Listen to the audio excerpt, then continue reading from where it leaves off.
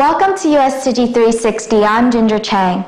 Today, our feature takes us back to the Barack Obama Male Leadership Academy, or BOMLA, in Dallas, Texas.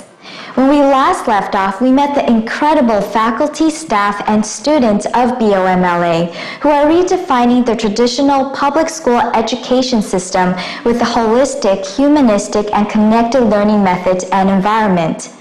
Plus, with the unwavering support from the Tzu Chi Dallas chapter, everyone's enduring efforts for academic excellence has even brought the entire school's neighborhood positivity. However, this is due to the dream of one man, Principal Nakia Douglas. But Mr. Douglas is not your average principal. He's more for the many lives that he inspires daily. So let's go meet him.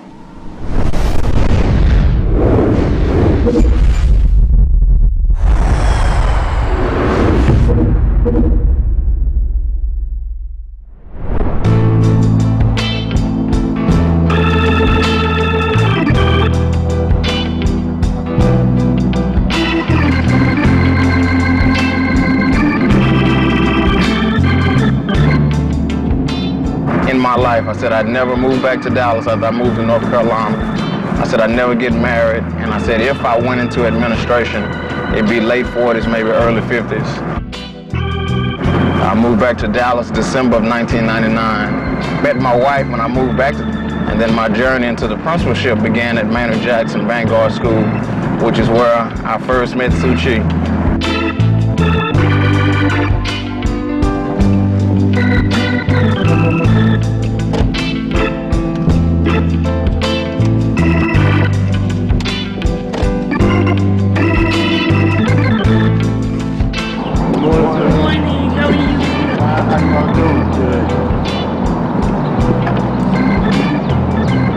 Morning, guys. Y'all doing all right? June 27, 2010 at 3:39 p.m. I received my appointment as a principal. I knew the expectations were high. I knew the resources potentially could be low. What's even more exciting about that, I love a challenge. Good morning. Good to see everyone this morning. I've known Mr. Douglas for over 10 years. I started at Maynard Jackson. I worked with him there, and then when he moved to high school, I moved to high school with him, and then I came to the Barack Obama Male Leadership Academy and worked with Mr. Douglas. At this school, he's able to initiate more of his beliefs. We call them Douglasism. Character is what a man does when no one's looking. Character is what a man does when nobody's looking.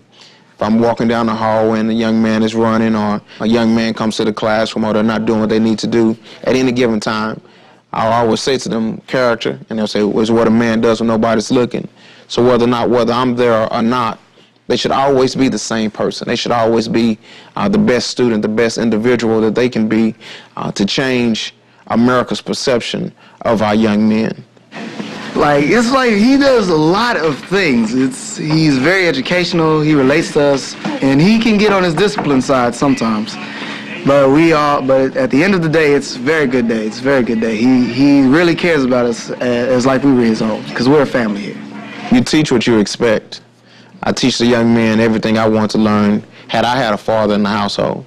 I know in most instances for a lot of our young men, there isn't a father there in the household, and so I understand that responsibility that now I'm not only just a principal. At times I may be a father figure, an uncle figure, a brother, a confidant. He's more like a friend than a principal. Yeah, he's like my father or something. They can identify with what Mr. Douglas has gone through. Some schools you can go to, there's 1,300 students, they don't know who the principal is, or they've never spoken to the principal. All of our boys have spoken to Mr. Douglas and have a relationship with him. And he went to the office, but he told Mr. Blueberry that. Okay, we got to find out. Oh, thank you. We'll find out what locker it is so we can get it open for you. Locker 63? He knows the boys. He knows their grades. He knows their parents. He knows what classes they do well in. He knows what classes they don't do well. So it's even more like a father figure. Good morning. How you doing? Good. Good to see you. Good morning, Thomas. It meant the world to me when my administrators could call me by name, and it wasn't necessarily because I was in trouble. When you have that personal contact, it changes your world. You ever want to see the true vision of the future, you look into the eyes of children. Mr. Douglas, he's a great principal. He goes around the hallways and makes sure we're acting right, and he asks us questions to see how we're doing on our day. Even as an administrator, I still see myself as a teacher. I just have a larger classroom with more students. My relationship with Mr. Douglas and Barack Obama is professional and as well as friendship. Mr. Douglas is the hardest working man I've ever met in my life. You know, you can take today, for example. This is one of those days where we would be kind of at home, relaxing, enjoying the day off, but when you involved with Mr. Douglas, you're part of Nakia's circle, there are no off days. 其实他的年纪可以当我们的孩子啦，我们就等于说对自己的小孩一样来照顾他。我们看到他对小孩子这么用心，我们真的很想在旁边尽我们的能力来帮忙他。And he called and checked on me, and I hadn't told him about my new experience in regards to opening up the campus. And he said, "Hello, brother, how you doing?" I said, "I'm good, brother Wire. How are you doing?" He said, "I haven't heard from you in a while. How's everything going?" I said, "It's good. I finally transitioned from A. Maceo Smith, and I'm about to start a new effort." And he said, "Well, what are you doing?" I said, "Well, I'm actually starting an all-male leadership academy." He said, "Sounds interesting. Can we talk?" 只要他一通电话，然后他就说现在学校的进度是怎么样，然后我们两个一定是不管就是怎么忙，我们两个一定是赶过去，要给他一个 support， 精神上的 support， 让他就是可以 keep going。他们是穿制服，一套是145块。他们要求先付50块，家长付50块，剩下不够的部分才我们来付。所以他一直要求，请家长呢能够自立自强。那真的没有办法，那我们才切进去帮忙他们。Not only will it impact the student, but it also impacts the entire parent. And so these are also parents now that less require uniform support this year than last year. And so we're anticipating the same thing for each year. And so therefore we'll be able to give more of our efforts and support back to Tzu Chi also. 他的心跟我们的心跟上人心是贴在一起的，所以才会有那一种感动。今天，如果他不是被上人感动的话，他不会这样做啊。那也同时会感动我说，我疼你这个小孩没有白疼。Just told him I love him. You know, Tzu Chi, Brother YL, and Sister May. This isn't just a friendship. This is a family. I see them as my brothers and sisters, second parents.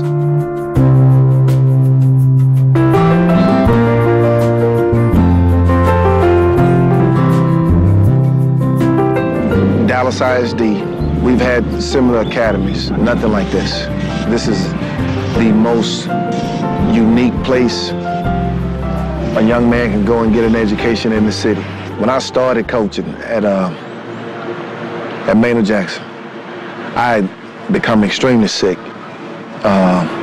Wasn't taking care of myself and developed kidney stones extremely. They were the most difficult thing I ever went through in my life. I mean, I've lost family members, but to wake up in the hospital and there was 2 people in my room, my wife and Mr. Douglas. That's just, you can't put a friendship on that. Words can't describe that. This man has been, he's been my brother. He's been a father when I need him to be. He's been a teacher. And I'm 40 plus years old, and that's how I feel about this man. So I know how these kids, and I know how the staff feel about him.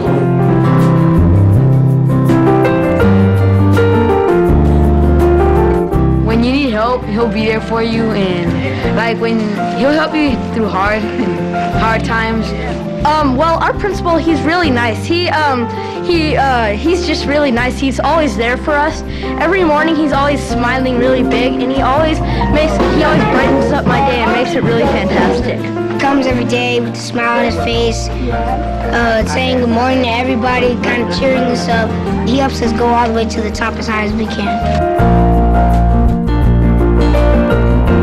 I always said I'd never get married because I never saw what marriage looked like. And finding my wife, I was nervous, I was scared. I'm not afraid of a lot, but that was one thing I was afraid of. I don't see marriage just as an institution. I see marriage as a commitment not only to my wife, but also, importantly, to God. And grow in your word, Lord. Lord, strengthen our marriages, Lord. And bless the food. Amen. Amen. Amen. Okay. I call him a dreamer because all of his dreams, like when we first met, he told me that he wanted to open an all-male school. And I told him, okay, when we first met, okay, you'll do it. And so I call him a dreamer, but his dreams are coming true. He's a wonderful teacher, and I see that when we're even in our small group with our couples, that he is a wonderful teacher, and the other couples, they just love when he brings the lessons. Tonight with the 5 keys to celebrating love. We think about these keys. Fred in the book was talking about sometimes being a workaholic. How do we put our spouses at the top of our list? What does that look like? I just smile, and because I know how wonderful he is with me. Yes, he is wonderful. Just smile. He's wonderful. How wonderful he is.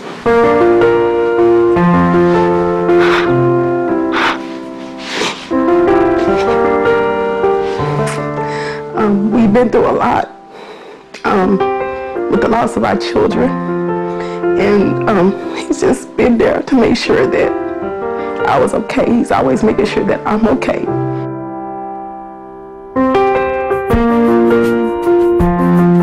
Those are his kids, so I do let him take that time because he is that father figure for some of the kids who don't have their father.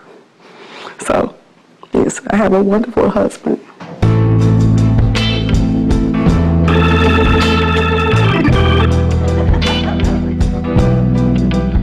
Born in a single-parent household. I'm actually a first-generation college student. Low-income housing, born and raised in South Dallas. I should have been a statistic.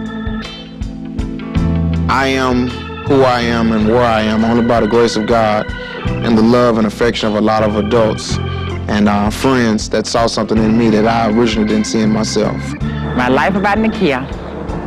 Oh boy, he was my pride and joy. In the 5th grade, he made a poster, and this poster was his dream.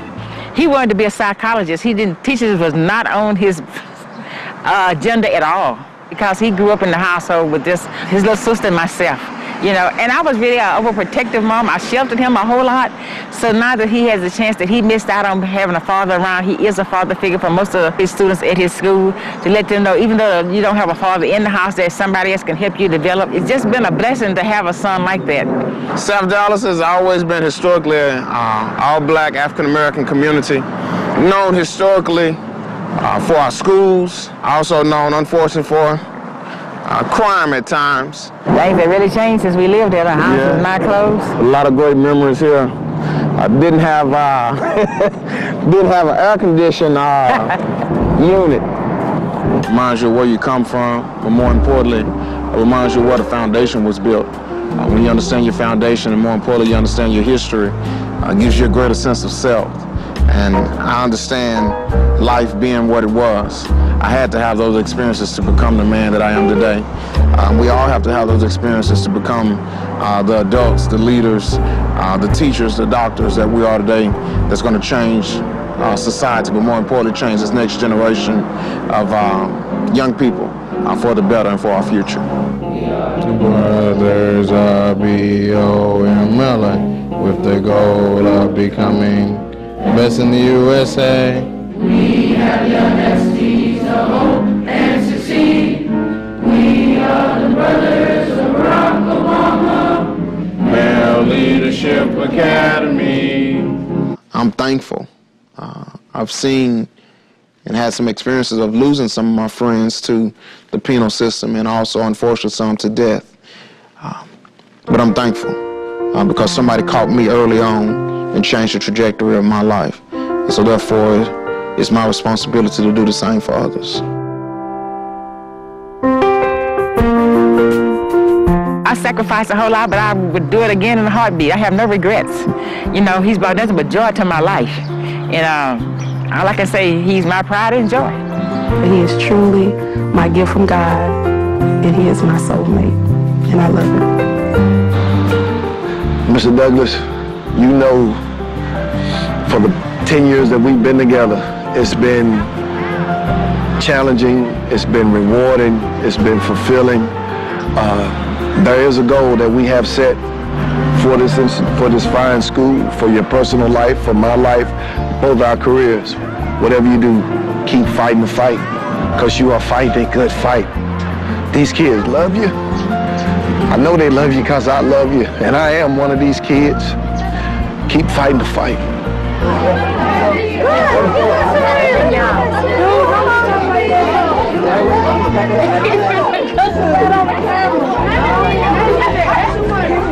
So loud.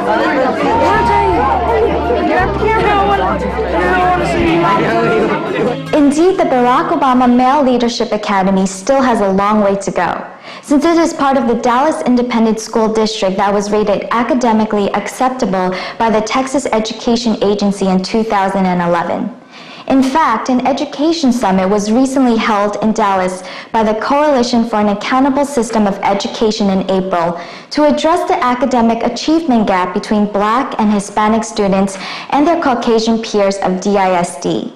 But the good fight Principal Douglas and the BOMLA faculty are embarking on is proving to be a success. One such example for them was to witness the sense of brotherhood exhibited off campus by two students, Joshua and Jeremy. When Joshua had trouble at home, seeing the instability, his fellow classmate Jeremy and his family took in Joshua with open arms. Now, Joshua is essentially part of the Terrell family. We always come over. Ruben always probably burns something. You know, Ruben always burns something. Across the street. I wish I lived across the street from my bus stop. Street? About 40 to 50,000. Yeah, we gonna be on the beach.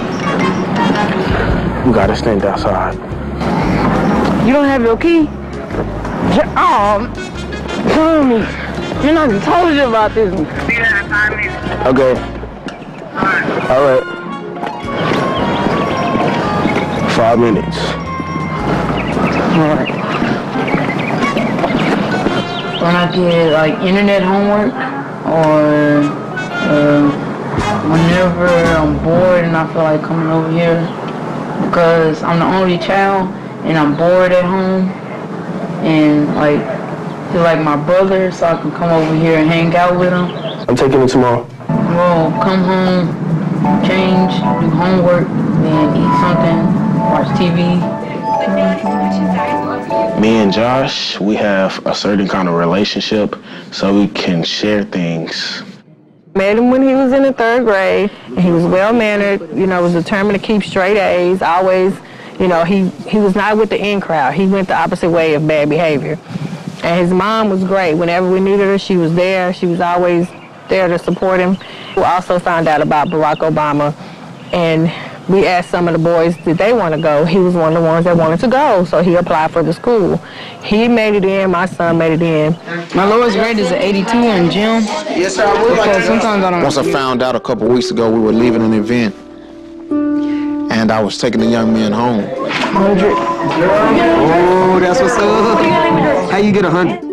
And so I knew Brother Josh. I lived in Oak Cliff, and I said, well, I'm going to go this way to Oak Cliff. And Brother Josh, I'll drop you off, and then I'll go to Brother Terrell's house. And the other brothers live in Oak Cliff, so I was just going to do the rotation. Well, Brother Terrell tells me, well, Brother Josh is going with me. And I looked at him and said, he's going with you. I said, okay, staying overnight. 2 A's, excuse me, and 1 C, but it's a high C. He's like, yeah, kind of, Mr. Douglas. I said, well, tell me more. He said, well, you know, my mom and dad and we've been able to support him when he's been having some needs and some struggles in his home life. Josh's mom is not around. That was an aunt. She's gonna have Josh's grandmother to call me back. We had sort of like problems over there because we just moved from where we used to live. We just moved to my aunt's house for right now, and then we're gonna move probably somewhere in that area. And when school started, his mom fell on some hard times and needed help with getting him back and forth to school and a place for him to stay sometimes. And I offered, hey, it's no problem, he can stay here. I have boys, he'll be fine, he'll be at home. And he's been ours ever since. I have this one dresser, and I keep some of my clothes over here. So when I come over here, I don't have to bring clothes. I already have them. He comes a lot more this time around because he feels more comfortable. So he comes more now than he was before. But it's been about 1.5 years now. Well, I got used to coming over here. I came over here a lot. Josh is a part of our family. He does most of the things that we do. He has his own space. He's part of our family. If his mom's not around, she's another mom for him. I guess you would say, like a god mom. This is home. This is home. I love that's my son. I love him. She's nice, and she treats me like she's my mom. If Josh is not here, we miss Josh. We want Josh here. If Josh is not here, we miss him. With Jeremy, I feel like he's more of a real brother. That's how I feel about him. He's like a blood brother, but he's not my blood brother. Yeah. I wouldn't say he's the older brother I wish that I had. Well, we can always take each other's side. If we have any problems, he can help me with stuff. It's a nice neighborhood. It's an old Jewish neighborhood, but not everyone's rich. We are poverty. So, no, nowhere near rich. Rich in blessings, but not rich in money.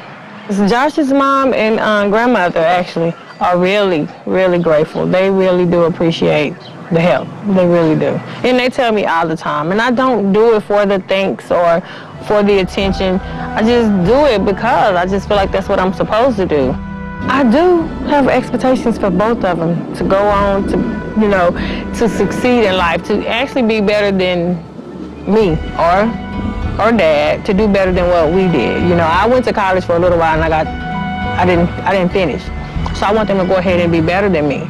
I don't want them to have the struggle that I have. So my expectations is to be higher than me. I love y'all. Just keep doing the good work that you're doing. Keep up the good work. You guys are doing good. Don't fall back. Continue to be the leaders that you are. Like when I said Josh is the older brother I wish that I had. You're a good brother, and you're cool and smart, and thank you for being a good brother. Yeah, I love you too.